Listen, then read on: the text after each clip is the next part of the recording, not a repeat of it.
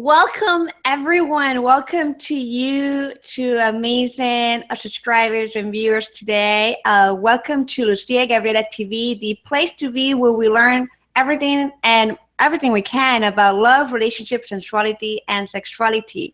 And today I have the honor to interview Philippe Lewis. And I know that you saw him a little bit before now, but I'm going to be reading you his bio and who he is, so in that way you have an awareness of his work. And also we're going to be diving deeper into men getting unstuck from the Muck of Patriarchy, which is a very important topic right now in society. And I'm so excited. And I have so many questions myself that I'm so excited to interview Philippe. So anyway,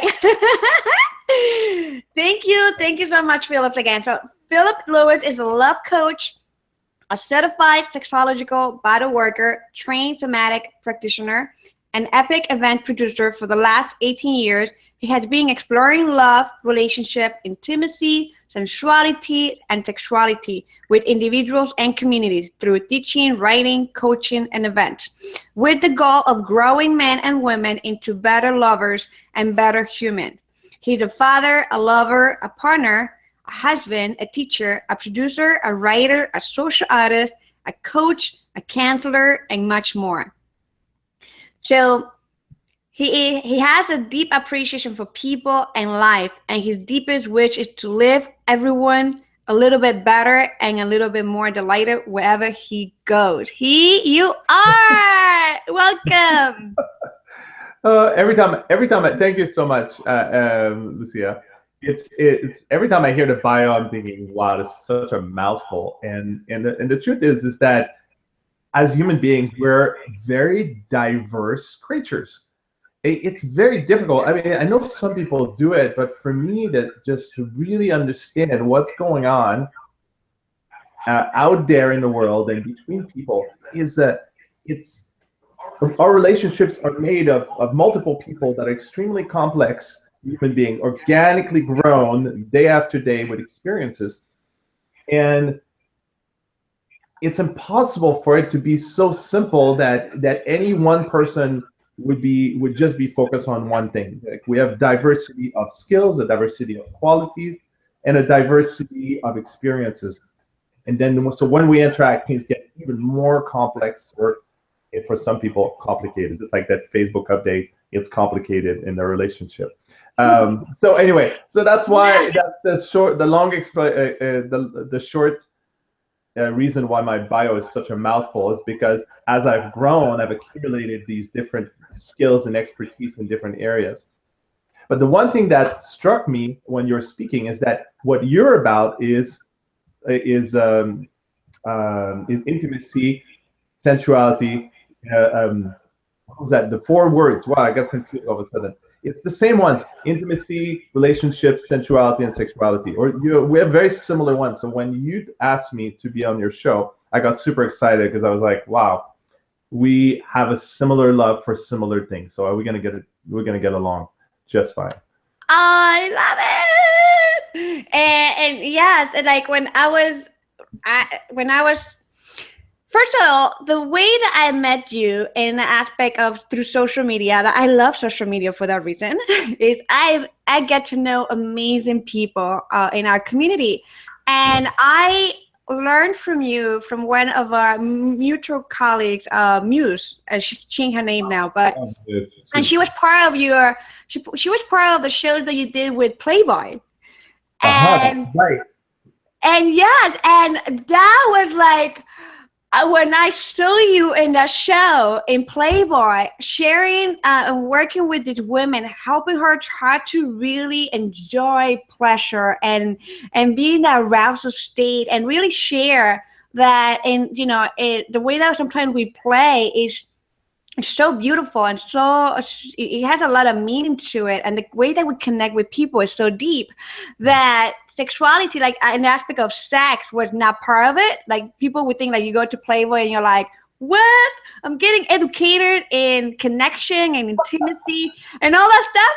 And when I saw it was Playboy, I thought I was gonna see some like bang bang bang thing. Yeah. But I was surprised because I was like, yes, he did it. Like he's actually sharing something about connected and the way that we are intimate and the way that we kiss and the way that we just touch, you know. And I tell you, I got so inspired, and that was last year, and I was so inspired, and I was like, oh my God. And when I read your website with the exquisite love coach, right? And I was like, oh, I love the word exquisite. I can't even pronounce it, but I just love the sound of it. Maybe that's your practice. Yeah, so I had to practice more of that. Connected to your own exquisiteness. But I am so like my favorite word is orgasmic, and it's like my emotions and my feelings like so orgasmic right now. Just to have the honor to share with our community on, you know, on YouTube and Facebook and everybody that we touch, this aspect of relationship, this aspect of sensuality, sexuality, intimacy that is so needed and so crave in this world. And one of the things that is helping us to understand is I feel like for the past year is really we diving into becoming more aware of the masculine energy and the masculine power in its fullness and the present. But I'm not talking about like this empower masculine, but it's coming like it's beautifully. You have to see how a man like you and other colleagues that they're stepping up and they really sharing what a masculine really feels and embody and things that we women we crave for. So when you wrote a post about a topic that we're going to be talking about, I was like, we need to talk about this. Like, we need to make it public. We need to make it in a video. We need to interview you. We need to know from you. We want to hear it. So tell us more about getting unstuck from the Muck of Patriarchy for the men. Let's talk about this. All right. So yeah, the topic is getting unstuck from the Muck of Patriarchy. And I had to come up with a good title for what I've been feeling for a long time. But let me just backtrack for a second. So I'm a dad, and in many ways, not only is my son 5.5, but I'm also a 5.5-year-old dad. I've been growing with my son, figuring out how am I going to do this thing called raising a child in this day and age, which granted is much better a day and age than it used to be maybe 100 years ago or 50 years ago, but there's still some difficulty in growing up in a way in this society in a way that's going to be healthy. And so I'm watching my son as he's growing up, and I'm thinking, at some point, some boy is going to come along, or he's going to he's going to watch some movies, or he's going to see things that tells him what it's like to be a man and what it's like to be a woman. And already we can begin to see it in kindergarten, where he says, oh, this is a girl color, this is a boy color, and this is a game that girls play, and this is a game that boys play. And granted, at his school, they're doing their best to keep all the options open and not tell the kids this is the way boys are, this is the way girls are. But it's just present in our society. It's present in our field. It's present in our culture. And some people call that patriarchy. This sense that men are better or at an advantage, or that men should be a certain way. And conversely, the way women are supposed to be. This used to be called sexism. Now it's called patriarchy. It's the same thing. It hasn't radically changed in 50 years. It's going in the direction of more options. People have more options in terms of gender roles. But at the same time, there's still that sense of what it's supposed to be. Oh, by the way, I'm hearing a little bit of an echo on your end. Like when I'm speaking, I can hear the sound on your side. Oh, so, maybe I mute myself while you talk and maybe see that happen. That can help. Let's okay. Hello. That's much better. Thank you so much. Much, much better. So, all right. So here's my son. He's growing up. He's got nothing telling him, as far as we can tell, telling him what he's supposed to look like, what he's supposed to do as a man or as a boy, and we're trying to keep all of his options open. So if he wants to go in one direction or another, he's free to go. We also not telling him this is the way men, like we're not telling him men have less emotions, men are less equipped to be emotionally connected or empathetic. We're not telling him that girls are better in some ways and boys are not as good as some ways. We're not telling him that as a boy at some point he's going to hurt someone. But what's interesting is our society and in the rape culture that exists, we're actually telling that to men. We're telling men, if you're a man, there's a good chance you're going to hurt someone.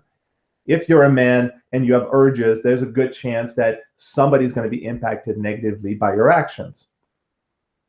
That's not necessarily true.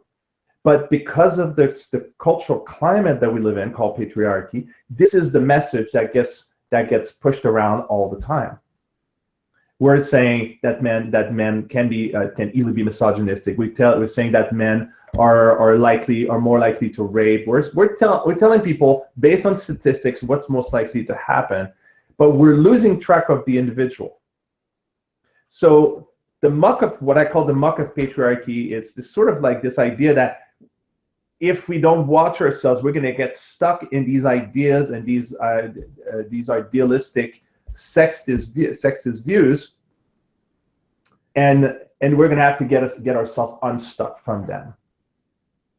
So if you're a man in this day and age, there's at least one person who's going to say men are like this, and there's going to be a little bit of it. If you're a sensitive person, a little bit of it is going to go in as this is the truth. In the same way that if I approached you and I said, you're a woman, this is the way you're supposed to be, or this is the way you are, or statistically, it's more likely that this is going to happen to you. There's a little bit of it because, and I'm not talking about just one message, when I'm talking about thousands of messages every day or every week that tell us how men are and how women are. To me, this is the muck that stop us from being fully self-expressed.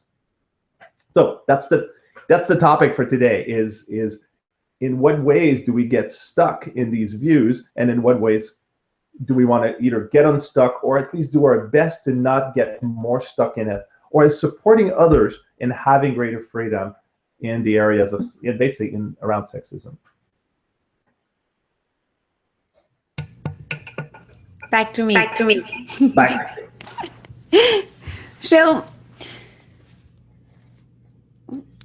I feel the the whole mess, right? That it's not just for the boys but also for the girls, and I feel your questioning and like the whole journey, because I even have my daughter of 9 years old, so it's very important for us to as parents to really like what I'm paving here, what I'm paving for my daughter's awareness of sexuality. How do I teach her? Like right now she's in the age of even exploration, right? Like asking, and she knows about sexuality and she has questions, and I can, as much as I can be open and conscious about teaching her the core of it, the energy aspect of it, the aspect of connecting, the aspect of allowing yourself to be a child and explore that in a more physical way when you get older, because she's already asking and things like that.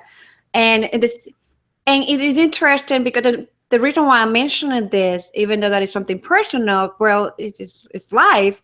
Everybody experienced that, and many men also, like little boys, has this thing about exploring and exploring their sexuality and exploring what a man is about. And it was interesting for me to see last week a movie called The Moonlight. I don't know if you saw it, but it was supposed to be won Golden Globe, and it's supposed to be about this boy who was exploring his sexuality, and he has issues embracing his sexuality. Mm-hmm. And it was interesting to see that the dynamic of the story was that since he was little, they were telling him that he was a faggot. that he was gay. And he didn't know what was that. But like you said, it got into him and he started questioning it. So he started questioning, am I gay? Or I'm like, what it is? Like, you know, like 6, 7 years old. Like, and how can we, you know, and his whole life had really got defined by that moment of his life. The moment that they call him a faggot, the moment that they call him something like that, you know, they define his masculinity at that age. Somebody gave a meaning of his masculinity and he didn't know, he couldn't, you know, mom was a drug addict, no connection, no communication with the parent, which I believe it's very important in our society to communicate with a kid. His whole life was truly pay on just that comment. And his way of exploring his sexuality was really interesting and traumatizing in the same way, because he ended up having just a sexual experience of masturbation with a boy. And that was it. That was his all spirit, because he didn't know anything else.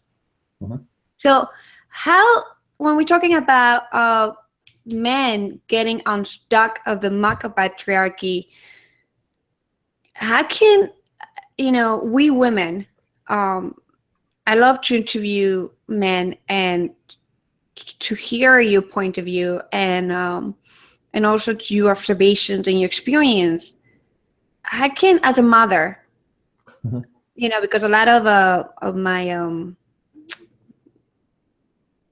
the people that watched, you know, the people that watched a lot of the show and my following are women. How can we women help men to be unstuck from these muck? Right. Thanks. Can you go back into computing? Thanks for the question. So one of the things that was coming up to me as you were speaking is, first of all, patriarchy is a system. It's a system of oppression, essentially sexism, but called a different name. Sexism is also a system of oppression.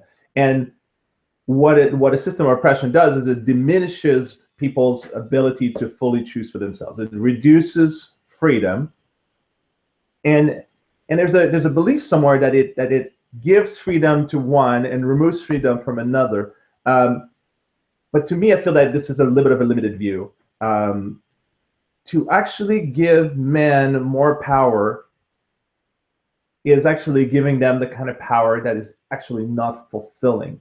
If we look at human beings as fundamentally wanting to connect, when men get the kind of power that allows them to be more disconnected, to have power over, this is not what humans need and want at the very basic level.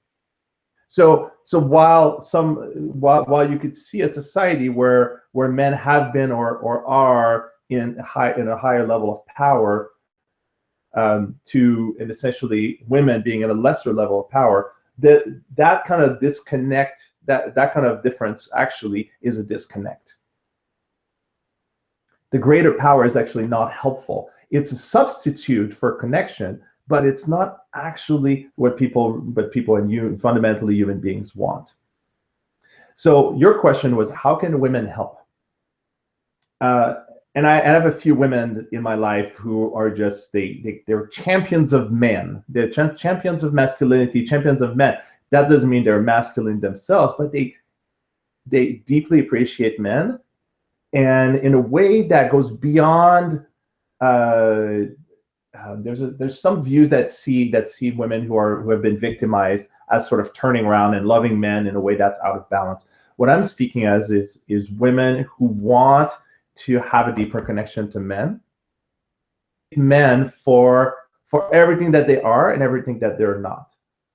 So if you look at men as a full gender or sex, there are some limitations that have been imposed by patriarchy and by sexism. Boys are told you don't have any emotions or don't feel anything, don't cry. These are limitations that are imposed. Later on, it allows boys to actually oppress women, boys and men to oppress women in a way that is that is actually an expression of that disconnect.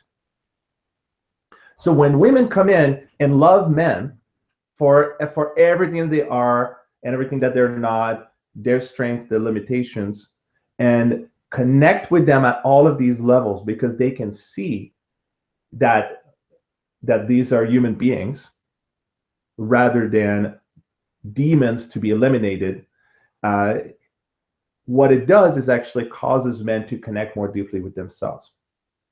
And as a mother and as a father, as a mother, you probably notice, as a father, I notice, is when my little boy has a hard time, or what my little boy really truly wants is to connect. And when he's having a hard time, to actually see him fully is the best way to have him learn how to grow out of the difficulty that he's in. So what you can do, what women can do, is actually more deeply connect with men. The solution is not to demonize. The solution is not to eliminate. The solution is to hold a firm boundary. And I see my wife doing that with my son all the time. When my son does something he's not supposed to do, what she does is hold a strong boundary. But that is a connected boundary. This is not a go to your room, I don't want to see you. This is a, I'm sitting with you. I'm a no. I still love you, and I'm still staying connected to you. This is the kind of connection that fosters more connection. And it's the kind of depth that fosters more depth. This is the kind of connection that is reflective, that causes people to see themselves in another. And women are particularly well equipped because of our cultural differences. Women are particularly equipped to offer this kind of self-reflection as a natural expression of who they are through empathy. So what can women do? More empathy, more connection, to awaken men in their own connection to themselves, to be able to see themselves truly and connect more deeply around what the actions where they've had negative impact and the ways that they've hurt others in the past, and be able to come to terms with that and grow from it. So really, it's about learning from our mistakes through the support of others who are willing. I'm not saying all women should do it. I'd say only the women who are ready, willing, and able to do it should go there. But because I've heard that reflection. Oh, are you saying that all women should do this? Are you saying that women should connect with men? I'm not. I'm saying that what I think is the most useful thing for women to do is to connect more deeply.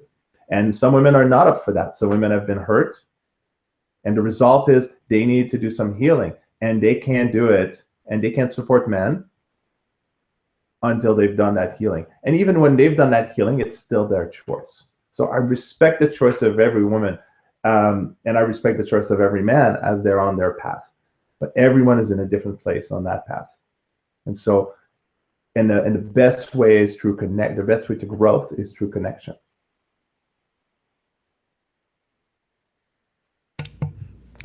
That is beautiful, and it's right on the point of like what we all really want is to connect with the other human being, no matter what kind of sex it is. And it's interesting to and I feel like it's interesting and powerful to bring this awareness of connection at a very young age. Mm-hmm. And while you were talking, I was like, oh my God, what I experienced yesterday with my daughter and my partner, it was just the topic of today. Because I'm like, while you're talking about it, I'm like, well, yes, I got my lesson yesterday. And it was it was very helpful, because as we explore relationship and intimacy, you know, at a very young age, according to the conditions of society, we create this connection from facing our fears.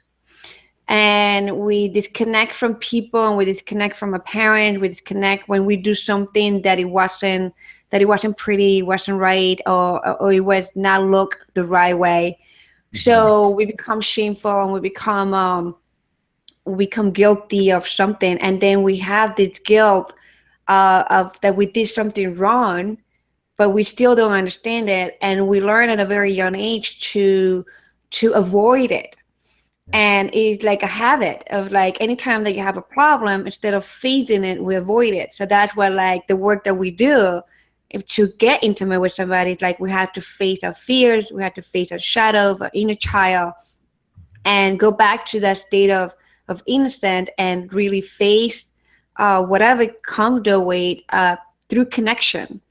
And it was beautiful to see like my partner and my daughter, they got into a little argument or something like that, and the way that we brought into peace, it was when I step up as a mother and I said, the two of you come together right now, and you guys are going to connect right now with each other, and through the work that we do, like help to heal, look into the person's eyes, just a way to connect.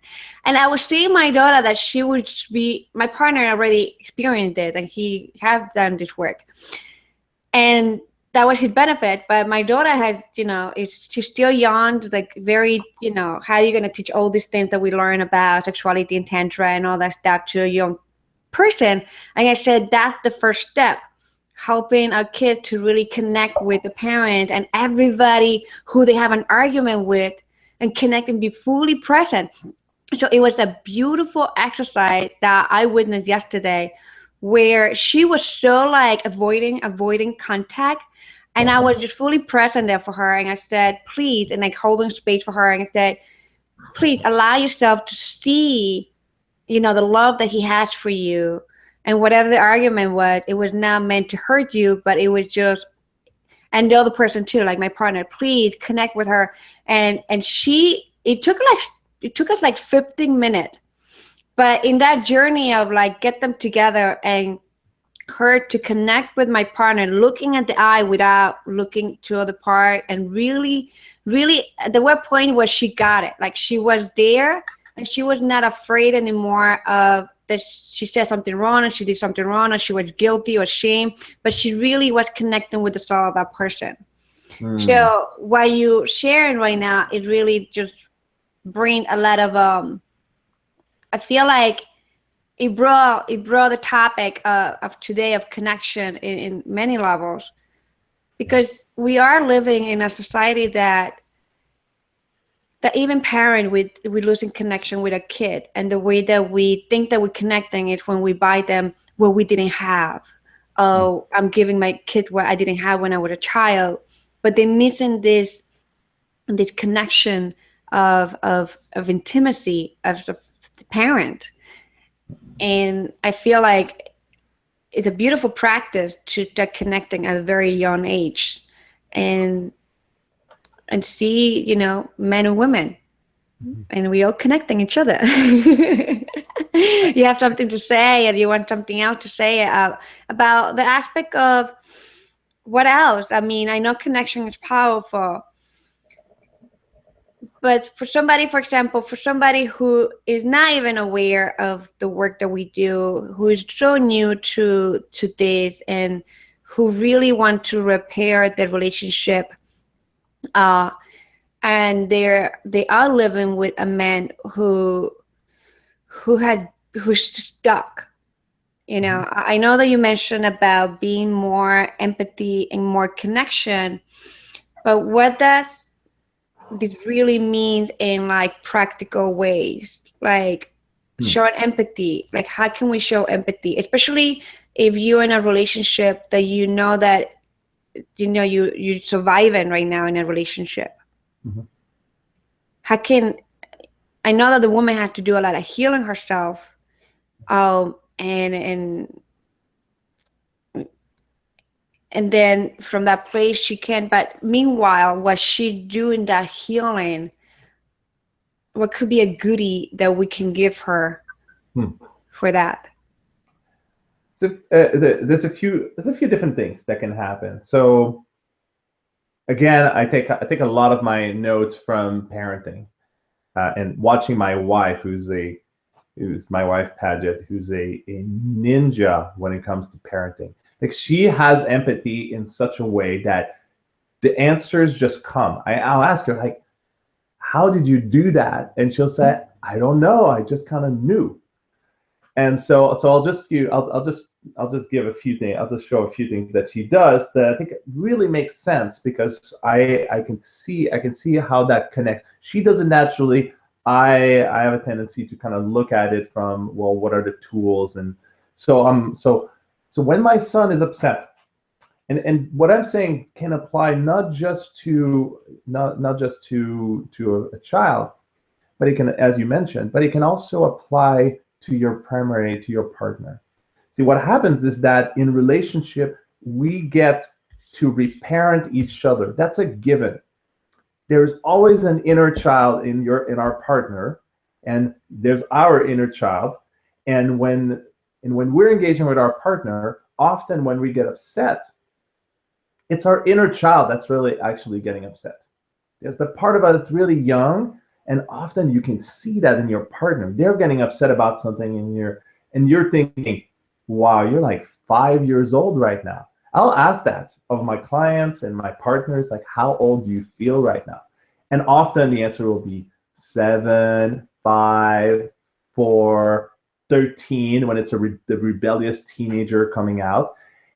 Just the way that the partner really gets seen. So the first step is this person's the age that this person feels, and engage with them as if they were that age. Now, not in a patronizing way, but in a loving way.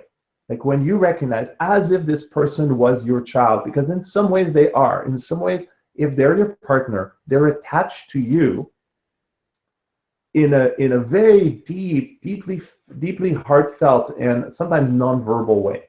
And if you look into attachment theory, which is a big topic that we can look at in a future show, attachment theory states that we develop the ways that we attach to intimate partners based on how we attach to our parents when we were very young. Usually it starts to develop before we are 12. That's pre-verbal. So there are really deep ways that we connect to our intimate partners that is very similar to the way we were connecting to our parents. And often that's because there's more work to be done. There's integration work that needs to be done that hasn't been done yet, either because of our family of origin or family constellation, or also because of newer experiences that have happened to us later in life.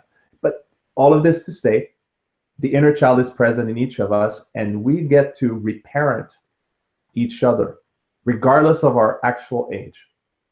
So having said that, when your partner is getting upset, try to figure out what age they feel. You could ask if you think they'd be open to it, but I would say just kind of feel into it. And if your partner feels like they're 5, engage with them with the kind of love you would give a 5-year-old. So that's the first thing. The second thing is, if there's difficulty with your partner, engage with them with touch. Give them a loving touch. It's very hard to get upset at a partner, when you're holding hands. It's very difficult. When you have physical touch, and that might be the only thing you're willing to do because you really don't want to be close to them, but if you're holding hands, that kind of connection, physical connection, there's a physiological response that comes with it. The third thing that you can do is to empathize, and by empathize, which is what I said earlier, is to feel into how this person is feeling.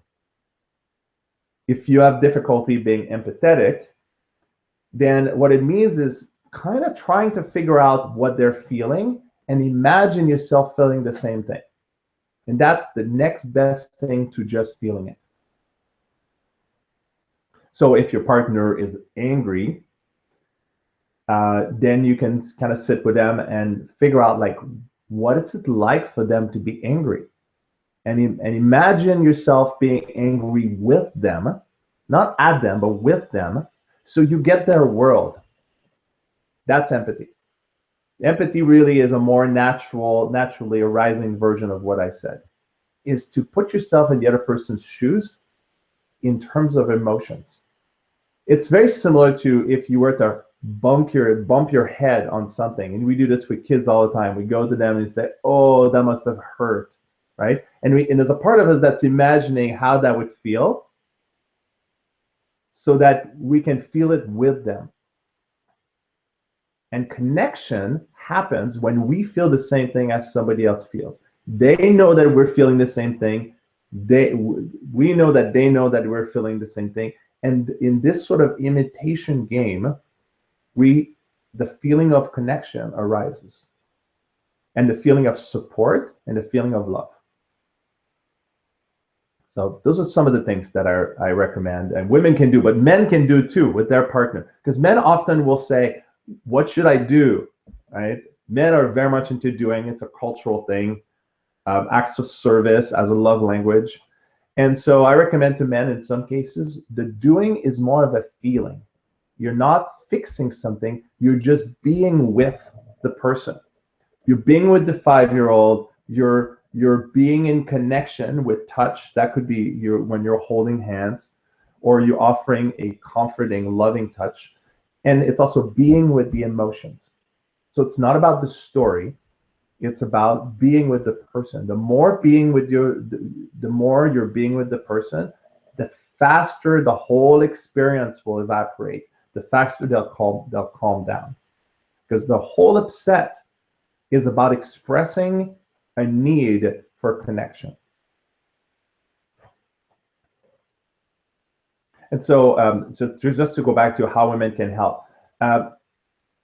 Men are often stuck in these really deep, difficult, and that happens to women too, but as a man, I've often felt stuck in these really difficult inner turmoils. And it looks to women, it looks to my friends like I'm just distant. But that distance is just an inner stuckness. And that inner stuckness, there's not really much that you can do other than sit with me in it. It's I feel like I'm in molasses, and I've seen other men in that same place where they're brooding, and they're just very silent. And what's happening is often men are just struggling with their emotions. They're struggling to understand what's happening inside to make sense of it.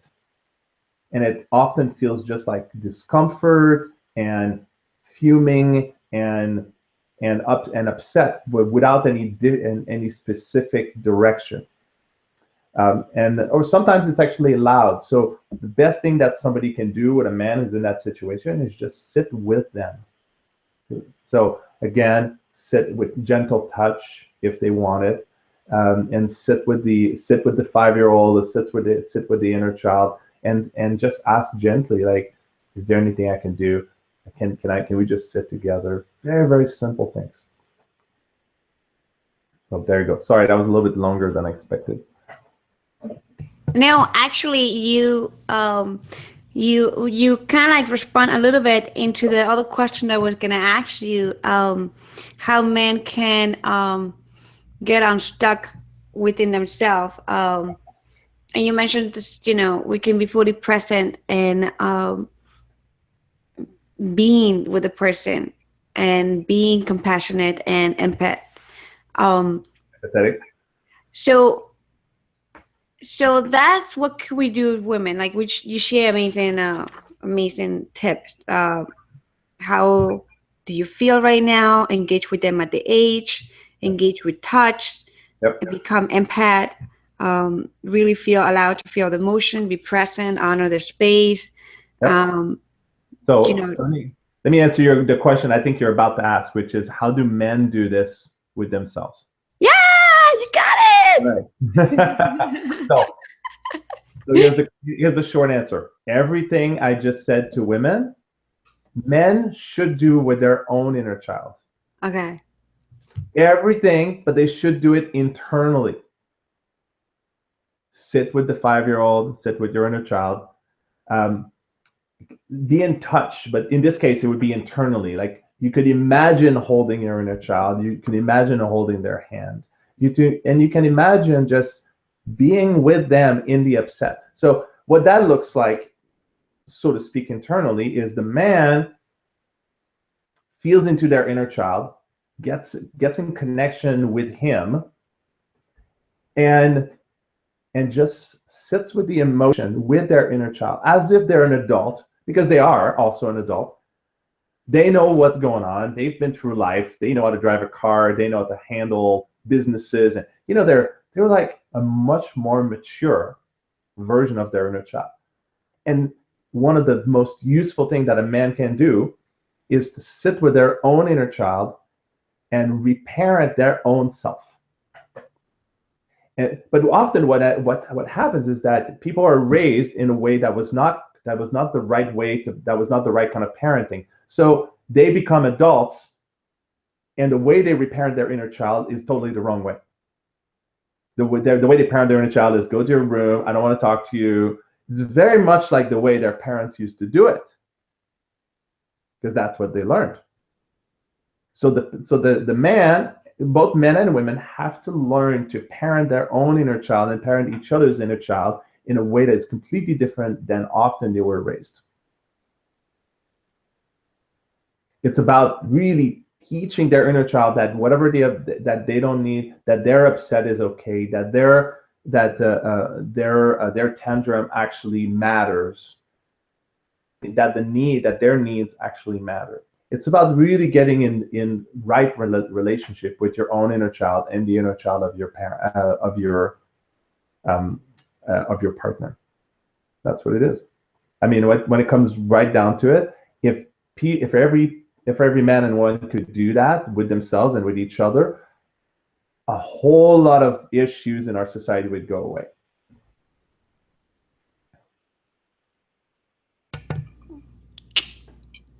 I love when you can read my mind. I'm practicing. Great. So one of the posts that got us having a conversation, it was something that you were sharing about the injustice of, in an aspect where we call it, of men paying for the fault of other people. So we can see that a lot in these elections that happen, and it triggers a lot of people and also created a turmoil even for women. And we see a lot of the blame of to men, like, when you talk about the patriarchy, like the sexism, I kind of agree with you in an aspect that it is a sexism thing, because for some reason in my vocabulary, patriarchy had never been that sexist, because coming from a Latin culture, when you study patriarchy, matriarchy, it has a beautiful definition. It had nothing. It's really powerful, and it's beautiful, and it's providing, but it comes from like the from the Incas and the Mayas and the Aztecas. When we talk about the patriarchy of those communities, they are like, it's beautiful and elegant and powerful. I never really connected or created a meaning or attachment to patriarchy to something bad. Right. So I come to the Western world in the United States, and all I'm hearing about patriarchy is all this, blah, blah, blah, blah, this bad stuff about the masculine energy and the way of men running this world and this planet and all that stuff, which creates a lot of inner conflict just with the word itself, because I grew up with a beautiful meaning for patriarchy.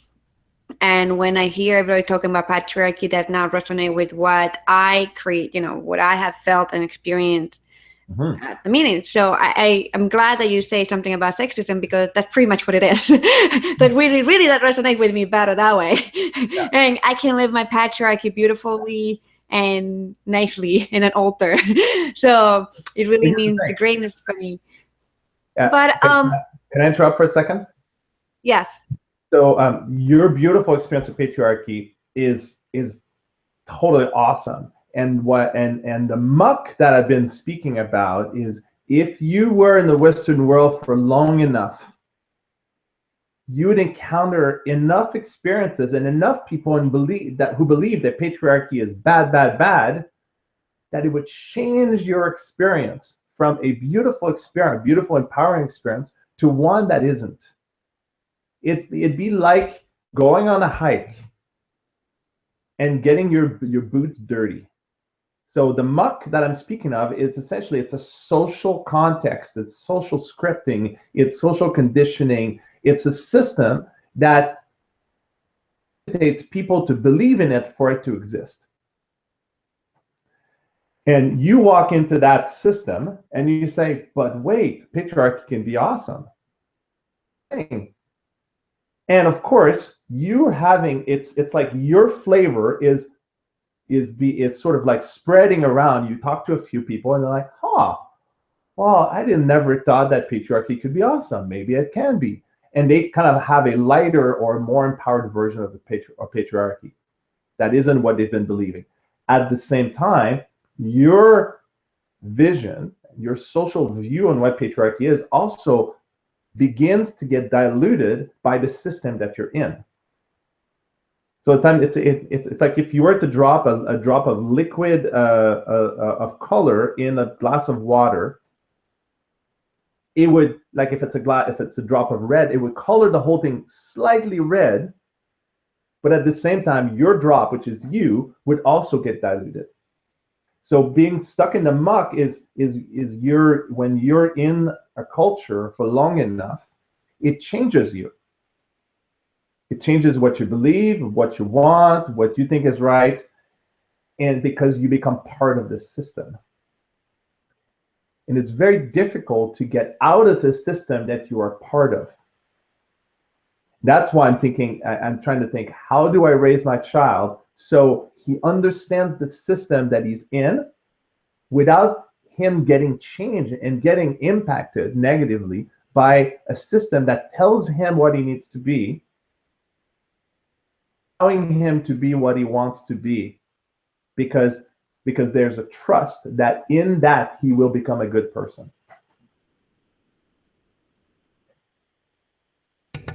Love it.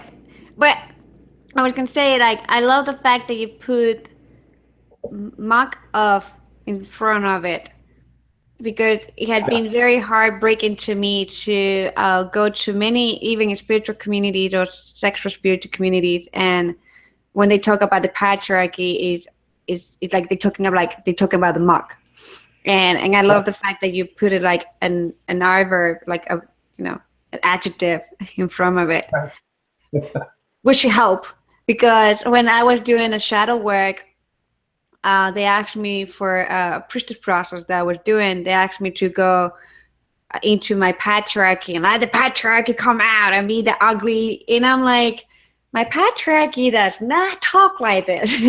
Like, right. Has nothing to do with it. That my immature masculine will be the ugly one. That the But my patriarchy is like, woo, yeah, like we're in the sun, man. Like we just woohoo.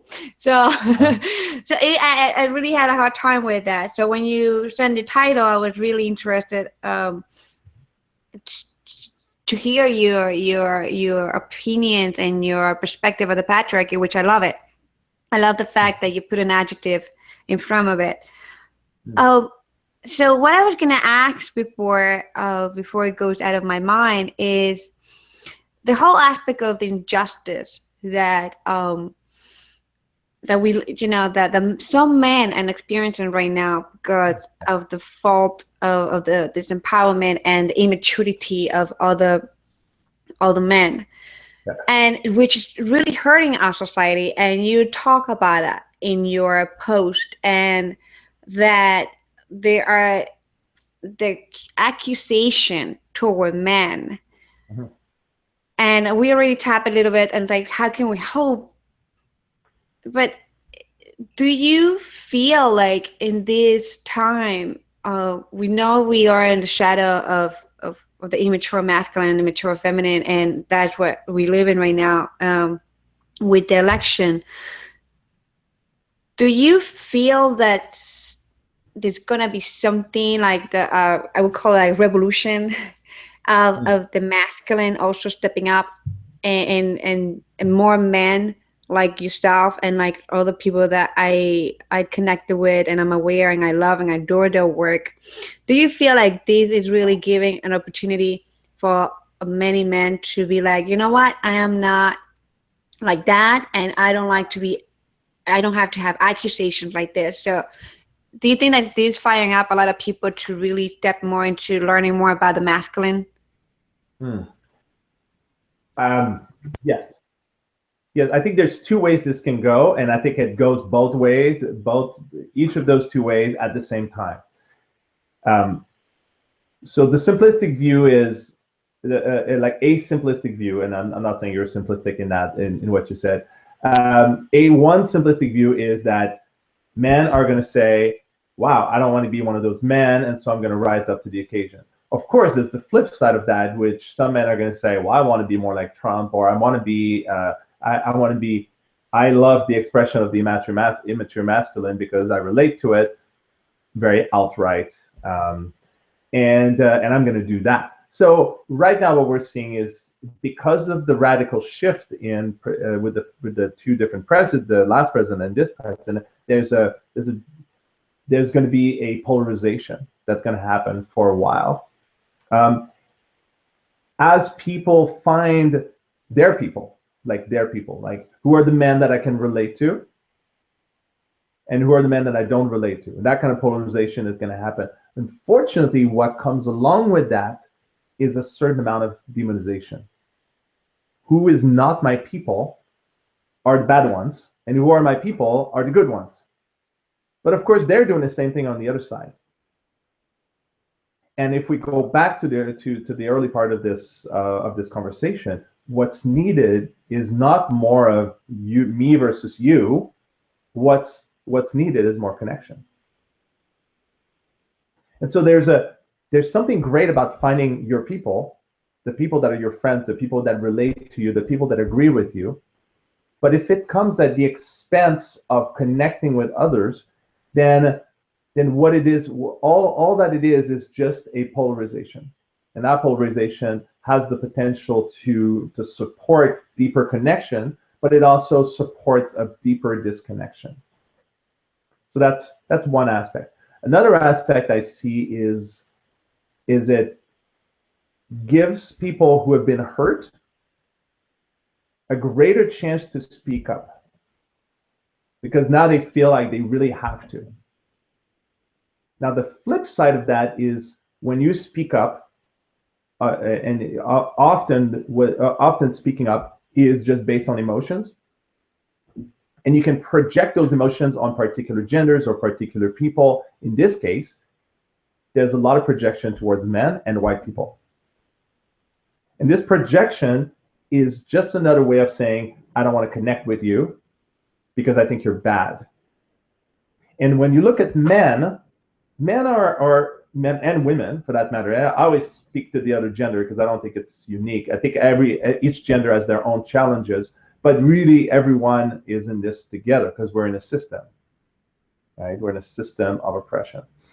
So nobody's not in the system. We're all part of it. So if I look at men, I look at my own journey. I grew up in a household that didn't really say what men are supposed to look like or not supposed to look like. I mean, I looked at my dad, who was just doing his thing, and he was all about fixing things and working around the house. But he never told me this is how you be a man, or be a man, or stop crying, or he never told me any of those things. He always supported me, and my mom always supported me and my sister in just growing to be whatever we wanted to be, which was very progressive at the time.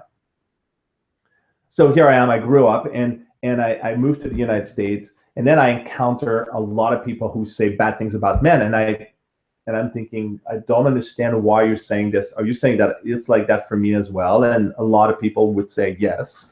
They said, because you're a man, you are part of this class of people who have hurt others in the past, and now you're also responsible for that.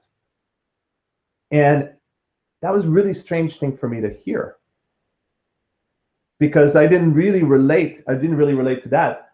What I've been seeing is a few bad men, or X number of men doing bad things,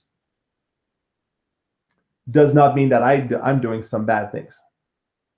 But what I felt is, by being told that I'm just as bad as those bad men, or I should be a part of that group, because most likely I will do bad things, it actually has an influence. It's like just telling someone repeatedly that they're bad, just like if you told a child repeatedly that they're bad, it changes them. And I felt that pressure to constantly check myself for bad behavior, when most of the time it's actually not the case. So that's one version. But the other thing is men are growing. We're asking men to become more sensitive and more empathetic. And the more empathetic and sensitive we're asking them to be, the more they're going to be impacted when we tell them that they're bad. So it's very difficult for men to get out of that system, because they're told, you're going to rape me, or you're going to rape someone. Apparently, statistics say that 9 men out of 10 will rape someone in their life. And I'm thinking, really? Is that really the case? Or are we actually telling men this is going to happen? Or are we giving them or are we just saying this is possible, but really you get to decide? Are we empowering men to be who they're meant to be, and to support a culture that is not what it is right now? But if we keep telling them that they're bad, but at the same time we're telling them they need to be more sensitive and more connected to themselves, the result is going to be they're going to incorporate a lot of these messages, these sexist messages that are out there, which will then leave them worse than they started. So it's really about that. Trying to get out of this system means you have to leave the system behind. But you also have to, as you're getting out of the system, rather than just pushing everybody away, to stay in connection, is also very difficult. I feel like I kind of got lost in this conversation a little bit, and I just want to bring it back to everyone is on a growth path, and everyone is an individual. No one is a statistic. What we need to do, in the same way that we support each child in becoming who they want to become, through connecting with them and supporting them, I think the same is true with men. And I think that men, when they've arrived at a place where they feel connected to others, or whenever they do individually, then the result is going to be more caring, and that caring is going to lead to supporting those who have been hurt. And you see this happen all the time with men. Men, as they become more empowered, they begin to speak up about past hurts and past impact, and they support others in actually rising up from their own side of the muck of patriarchy and healing. Wow, that was yes, you gave a lot. And that was intense. Just like following through it, and it's like wrapping myself around that. But what really shocked me when you said like 9 men out of 10 will, abuse or rape a woman or something like that. It's kind of like really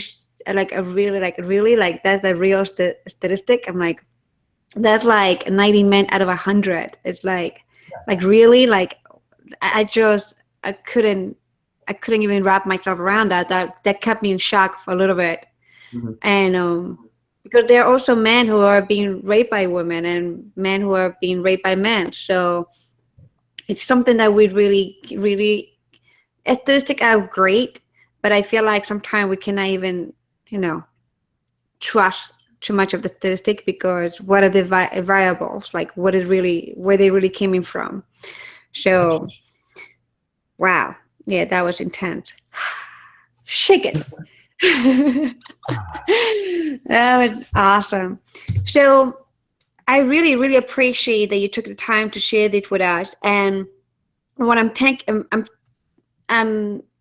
I don't like to say the word taking or grabbing from this, but like what I am experiencing from this, that sounds better, is the aspect of really what we can do, men and women, is connect with ourselves in a deeper level, with our inner child, with all aspects of ourselves, and to develop that empath, but also have, be in alignment with being empath, right? Like not get out of alignment, because like you said, once you get off that stream the other way, it can also be harmful for the person in some levels, right? And so we cannot go to stream. Like we really have to be in alignment with being empath and the compassion and the love and the connection.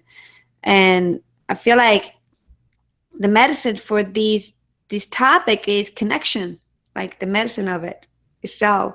Connecting one another, connecting with men, connecting with women, connecting with our lovers, our partners, and having the foundation of relationships nice and strong as a parent, and pass it on to others, and as a partner.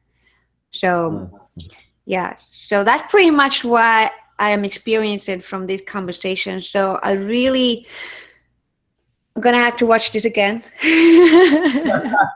Can I add a quick thing from what you said around connection? This one, I promise, it will be short. I often tell my clients that it's not just about connection. It's about consciously being able to consciously disconnect, unconsciously disconnecting. So today we got into connection, into conversation, and then at some point we'll have to disconnect. We'll have to say goodbye. There's a little bit of a part of our heart that says, no, I don't want to, because it's so good. And maybe it's our inner child, maybe it's another part of us, but it's really important to disconnect consciously with in full connection, rather than just say, okay, gone, see you later, to actually slowly acknowledge. That's why people say things like, I love you, thank you, I love hanging out with you. All of these things are meant to consciously let go of all the pieces of the connection, so that in our heart we stay alive. And so when we reconnect later, we're coming back with that same aliveness. So connection and disconnection, really important. That was awesome. That was orgasmic right there. Because I didn't even think of that, and I have not even been aware of that. Well, I'm gonna be practicing that, because yes, you're right. We connecting right now, but it's true. At the same time, some aspect of self can become a little, we're human. We become addicted to everything, and then we can become addicted to connection, and then we create pain out of the connection.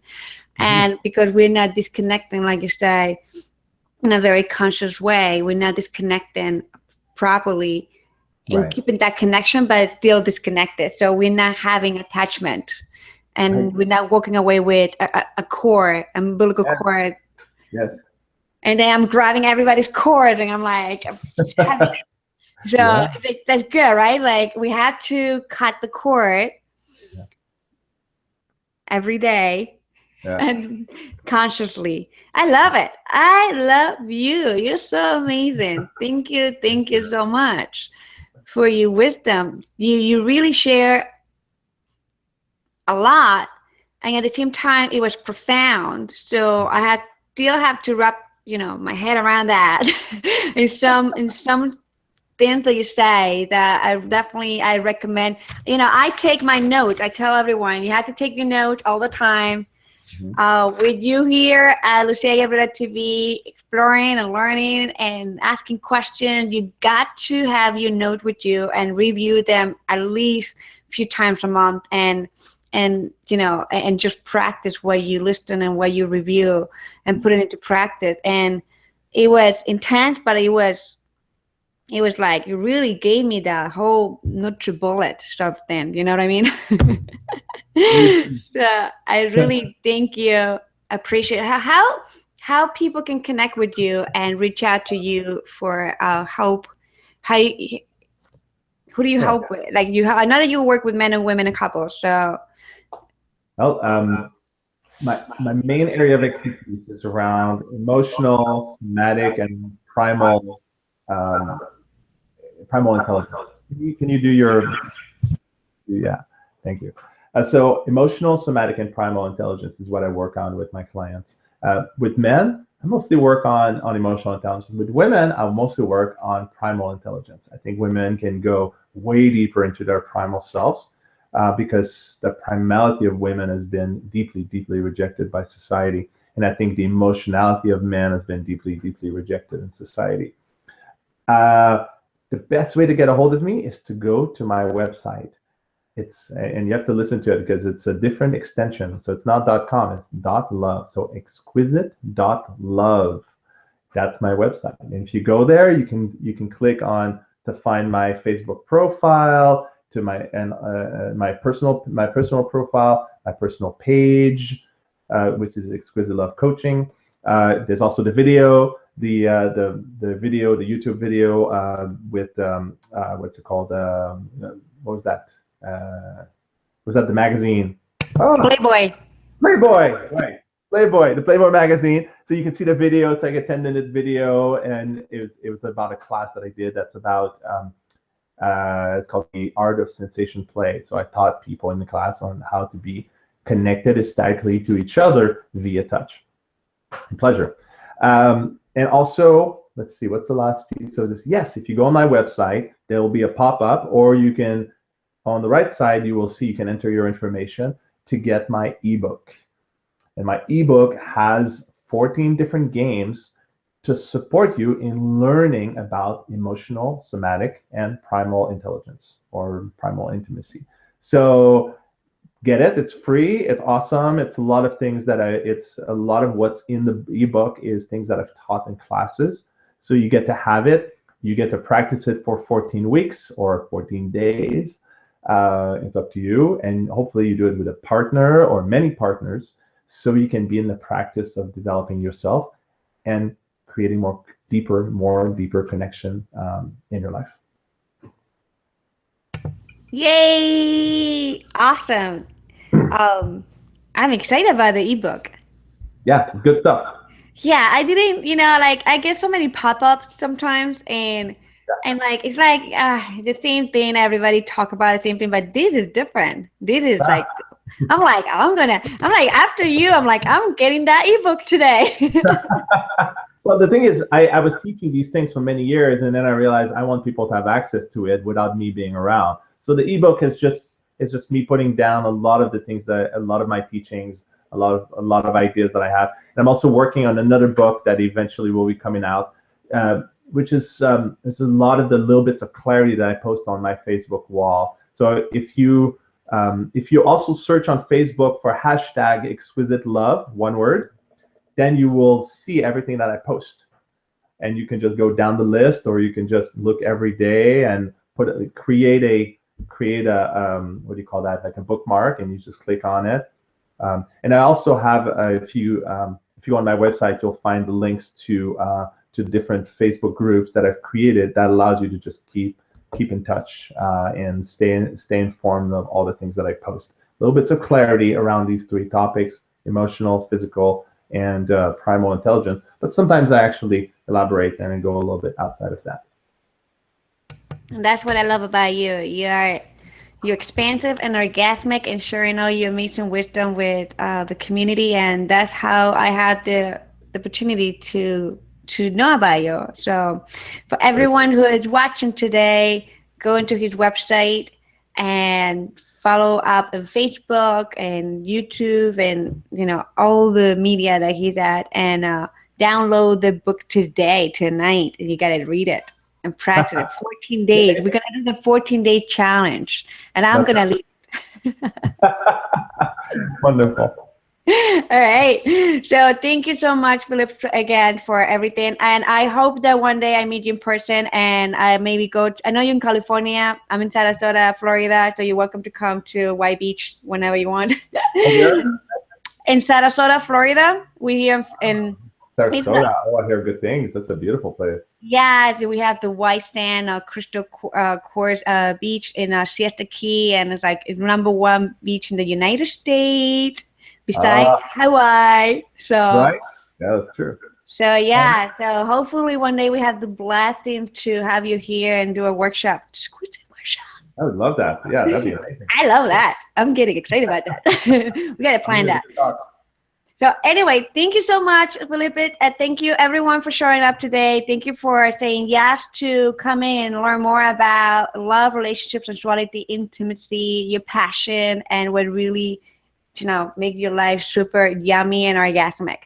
So thank you, and I see you next time with another amazing speaker. And talk to you soon. Love you. Bye. Have a great one.